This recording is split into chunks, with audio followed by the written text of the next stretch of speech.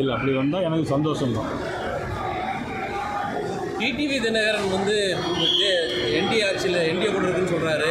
ஆனால் அவங்க வேறு பக்கம் இருக்கிறாங்க மாதிரி எடப்பாடி பழனிசாமி சொல்கிறாரு. கூட்டணிக்குள்ளே ஒரு முரண்பட்ட விஷயம் இருக்குது. எப்போ சரிப்பட்டு வரும்? ஒரே மேடையில் எப்போ எடப்பாடி பழனிசாமியும் தினகரன் ஏற்ற போகிறீங்க? அதாவது தினகரன்ட்ட நான் பேசிக்கிட்டு தான் இருக்கிறேன். அவர் என்கிட்ட பேசிகிட்டு இருக்கிறாரு. எங்களுடைய கூட்டணி தினகரன் எங்களுடைய கூட்டணியில் இருப்பார். நீங்கள் நினைக்கிற மாதிரி வெகு விரைவில் தேர்தலுக்கு நாள் இருக்குது. ஆனால் வெகு விரைவில் எல்லோரும் ஒரே மேடையில் ஏறுவார்.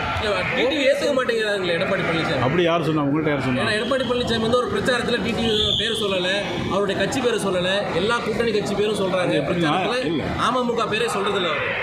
அதாவதுன்னா முறையாக சில ஏற்பாடுகள் முடிந்த பிறகு எல்லா பேரையும் சொல்லுவாங்க.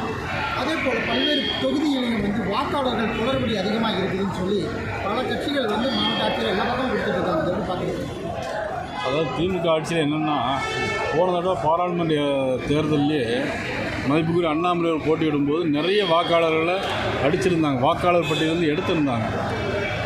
அதே மாதிரி அவங்க இன்றைக்கி வந்து திராவிட முன்னேற்ற கழகம் கூட்டணியில் வலுவாக இருக்கிற மாதிரி ஒரு மாயையை கிரியேட் பண்ணிகிட்டு இருக்கிறாங்க.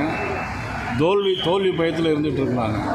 ஏன்னா மக்கள் மீது சொத்து வரி உயர்வு, மின்சார வரி உயர்வு, தினசரி நடைபெறுகிற படுகொலைகள், கஞ்சா கடத்தல், போதைப்பொருள் நடமாட்டம், இது எல்லா இடத்துலையும் அதிகமாக இருக்குது. வழக்கமாக ஒரு ஆளுங்கட்சி அப்படின்னாக்கி ஒரு 10% ஆன்டி இன்கம்பன்சி இருக்கும். ஆனால் அங்கே 100க்கு 100 ஆன்டி இன்கம்பன்சி இருக்குது. எங்களுடைய கூட்டணி வெல்லும். தேசிய ஜனநாயக கூட்டணி ஆட்சி அமைக்கும். ஓபிஎஸ் வந்து சுயமரியாதை முக்கியம் அப்படின்னு சொல்லியிருக்காரு. எல்லாருக்குமே உங்களுக்கும் அப்படி தான். சுயமரியாதை பாதிக்கக்கூடிய அளவுக்கு என்ன செஞ்சீங்க? இல்லை, உங்களுக்கும் சுயமரியாதை முக்கியம், எனக்கும் சுயமரியாதை முக்கியம், எல்லோருக்கும் சுயமரியாதை முக்கியம். வெகு விரைவில் நீங்கள் நினைக்கிற மாதிரி நல்லது நடக்கும். பாஜக முகவர்கள்